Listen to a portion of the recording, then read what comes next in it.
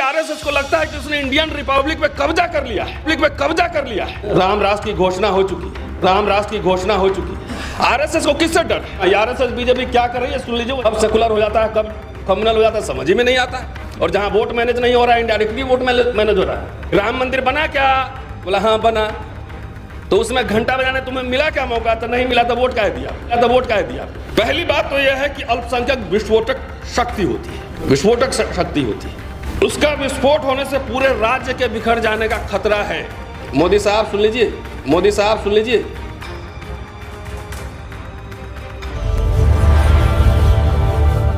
बड़ा अच्छा टॉपिक है, सेव डेमोक्रेसी सेव इंडिया, लेकिन किससे? सीधा और सीधा कहना है कि आरएसएस और बीजेपी से देश और संविधान को बचाओ। सीधा शपथ दिलवाई थी सबको, और शपथ का लब्बो लुआब ये था कि अगर तुम्हारा बाप, माँ, भाई, बहन, जात, रिश्तेदार कोई भी अगर बीजेपी से चुनाव लड़ता है तो उसके खिलाफ कैंपेन करो, उसको हरवाओ, छुट्टी लो, पैसा खर्चा करो, तब हरवाओ। सीधा और सीधा ये लड़ाई है। भाई आरएसएस और बीजेपी से क्यों कह रहा हूं? मैं कई बार कहता हूं कि धर्म युद्ध है संविधान और मनुस्मृति के बीच है, कि संविधान और मनुस्मृति के बीच ये लड़ाई है। तो हमारे कई सवर्ण साथी नाराज हो जाते हैं। इस भारत का एक भी पॉलिटिकल साइंटिस्ट, इस भारत का एक भी पॉलिटिशियन ये बता दे कि आरएसएस की विचारधारा कहां से आती है, उसी दिन से मैं कहना छोड़ दूंगा। सीधा और सीधा ये लड़ाई है। और मनुस्मृति खाली शूद्र अतिशूद्र के लिए नहीं, महिलाओं के लिए भी बुरा प्रावधान है, वैश्यों के लिए भी है, क्षत्रियों के लिए भी है, सबके लिए राम राष्ट्र की घोषणा हो चुकी है। लेकिन ये मत भूलिए कि ये राम राष्ट्र आएगा तो संबुक भी आएगा, और इस बार संबुक सैटेलाइट कैमरा लगा के आएगा कि छुप के कोई वार न करे। अगर द्रोणाचार्य आएगा तो इस बार एकलव्य भी आएगा, इस बार अंगूठा नहीं देगा। इस बार जो है हो सकता है गुरु जी का सर ही मांग ले। और इसलिए निराशा की बात नहीं है, ऐसे ऐसे युग आते रहे इतिहास में। मैं इतिहास का छात्र हूँ, इतिहास पढ़ाता हूँ। मैंने कहा कि संविधान खत्म करने की घोषणा नहीं होगी। आरएसएस के पास बहुत तरीके हैं। बाबरी मस्जिद ढाने के लिए भीड़ लाने की जरूरत नहीं है। यहाँ बहुत सारी संवैधानिक संस्थाएं हैं, इलेक्शन कमीशन है, सुप्रीम कोर्ट है, ये तमाम है। उसी के थ्रू ध्वस्त होगा, उसी के थ्रू ध्वस्त किया जाएगा। और यह कारण नहीं है कि सेमिनार में जजेस कुछ और बोलते हैं और जब कुर्सी पे बैठते हैं तो बाबरी मस्जिद पे क्या फैसला देते हैं। तो आपको सब पता है कि इसी सिस्टम में जहां लोग पॉलिटिकल क्लास के लोग सरेंडर कर रहे हैं, कुछ लोग हमारे जैसे भी हैं जो अपना कैरियर, जान, धमकी मिलती है, सब कुछ मिलता है, लगा के इस सिस्टम में काम कर रहे हैं। और आरएसएस बीजेपी को चुनौती दे रहे हैं। आरएसएस को किससे डर है? 10% जो गैर संवैधानिक कोटा आया, उस पर तो वर्गीकरण की बात नहीं चल रही कि किसका हक कौन खा रहा है। और अंबेडकर पहले depress classes, then schedule caste बनाते हैं और सारे हजारों जातियों को एक क्लास में लाते हैं। यह कोई गरीबी उन्मूलन प्रोग्राम है कि रिप्रेजेंटेशन का सवाल है? सीधा गरीबी उन्मूलन के लिए पार्लियामेंट में आप बनाइए ना, फिर अडानी अंबानी को पकड़िए, कहां से माल इतना आ गया उसके पास। आरएसएस और बीजेपी को और रूलिंग एलिट को वैसे दलितों से, शेड्यूल कास्ट, शेड्यूल ट्राइब्स, में सिर्फ दलित में ही बोल रहा हूं, उनसे प्रॉब्लम है जो उनके आंख में आंख मिला के सवाल कर रहा है, जो आर्गुमेंट कर रहा है, जो अंग्रेजी बोल रहा है, जो अच्छे कपड़े पहन रहा है। इसलिए ऐसे लोगों को हटाओ। कितना जनरेशन रिजर्वेशन मिल गया। मेरे फादर क्लर्क थे, मैं दूसरी पीढ़ी हूं। चलिए हमारे कॉलेज में हमारे प्रिंसिपल का बायोडाटा मांगिए, अगर मेरे से ज्यादा पब्लिकेशन तो मैं समझ जाऊं, लेकिन वो प्रिंसिपल वीसी बन सकते हैं, मैं नहीं बन सकता, मेरा प्रमोशन रोका जा सकता है।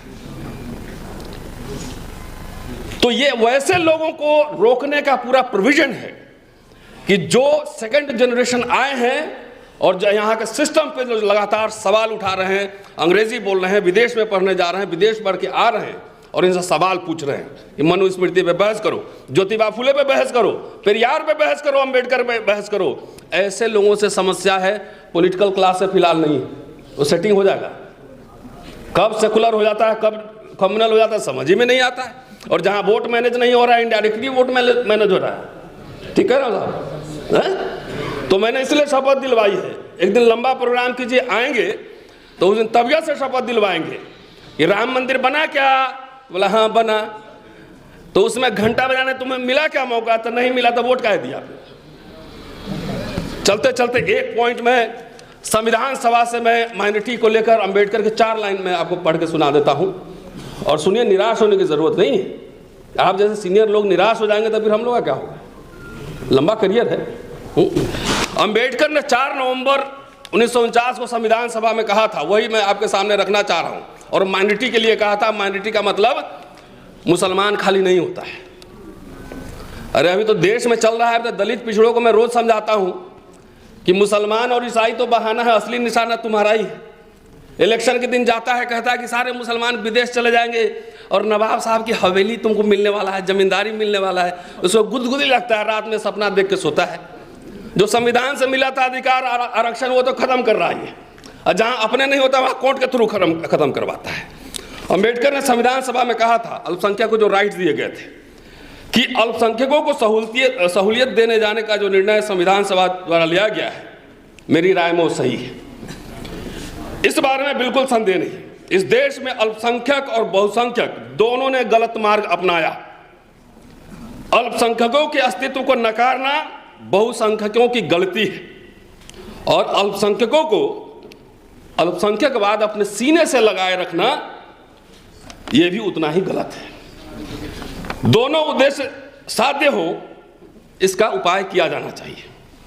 कोशिश यह की जानी चाहिए कि किसी समय अल्पसंख्यक और बहुसंख्यक एक रूप हो। धर्मांधता की भावना, आरएसएस बीजेपी क्या कर रही है सुन लीजिए, वो एग्जाम्पल दे रहा हूं। धर्मांधता की भावना को बल देकर अल्पसंख्यकों को दी जा रही सहूलियतों का विरोध करने वालों को मैं 2 बातें बताना चाहता हूं। 2 बातें। पहली बात तो यह है कि अल्पसंख्यक विस्फोटक शक्ति होती है, विस्फोटक शक्ति होती है। उसका विस्फोट होने से पूरे राज्य के बिखर जाने का खतरा है। मोदी साहब सुन लीजिए, मैं नहीं कह रहा हूं, अंबेडकर 4 नवंबर 1949, हिंदी का वॉल्यूम 40 है, अंग्रेजी का वॉल्यूम 13 है। यूरोप का इतिहास इसी प्रकार की भरपूर और भयानक घटनाओं का प्रत्यक्ष गवाह है। दूसरी बात यह है, ये गौर कीजिएगा, कि भारत के अल्पसंख्यकों ने अपना अस्तित्व बहुसंख्यकों के हाथ में देना स्वीकार किया है। बहुसंख्यकों का राज्य इन्होंने निष्ठा के साथ स्वीकारा है। इसलिए अल्पसंख्यकों के प्रति भेदभाव न करना आपका कर्तव्य है। इसका एहसास बहुसंख्यकों को रखना होगा। अब अल्पसंख्यकवाद टिका रहे या एकसार हो, यह बहुसंख्यकों के बर्ताव पर निर्भर करेगा। अल्पसंख्यकों के विरोध में भेदभाव करने की आदत बहुसंख्यक जिस दिन छोड़ेंगे, उसी दिन वे एक सार हो जाएंगे। अल्पसंख्यकवाद की बात ही नहीं रहेगी। क्या हमारे पॉलिटिकल क्लास ने, अभी तो आरएसएस भी, मैं तो मानता हूं मेरा भाई भी लड़ेगा चुनाव आरएसएस बीजेपी, मैं तो जाऊंगा कैंपेन में उसके खिलाफ लड़ाने, क्योंकि पूरी डेमोक्रेसी आरएसएस को लगता है कि उसने इंडियन रिपब्लिक पे कब्जा कर लिया है, सारे इंस्टीट्यूशन को ध्वस्त कर रहा है। एक ही लाइफ मिलती है, या तो लड़ लो या समझौता करने वाले बहुत लोग हैं कि 2 MP का टिकट के लिए, चाहे कुछ पैसे वैसे के लिए समझौता कर लेगा। लीडर लोग समझता है कि सब लोग आपके पास मांगने आ रहा है। बहुत लोग ऐसे हैं जो मांगने नहीं जाता है, देने जाता है। और ऐसे लोगों को पूरे भारत भर में घुमाइए, खाली कम से कम हिंदी पट्टी में, और जाइए। मैं तो कह रहा हूं कि ये हिंदू राष्ट्र आ रहा है तो कुछ समाजवादियों और कुछ अंबेडकरवादियों के कंधे पर चढ़ के भी आ रहा है। इसलिए इसके बीच जाके ये बात कहना जरूरी है कि तुम्हारे हक को ये छीनेगा और फिर कमर में झाड़ू और गर्दन में मटका लटकावेगा। इस बात को समझो। शुक्रिया, थैंक यू।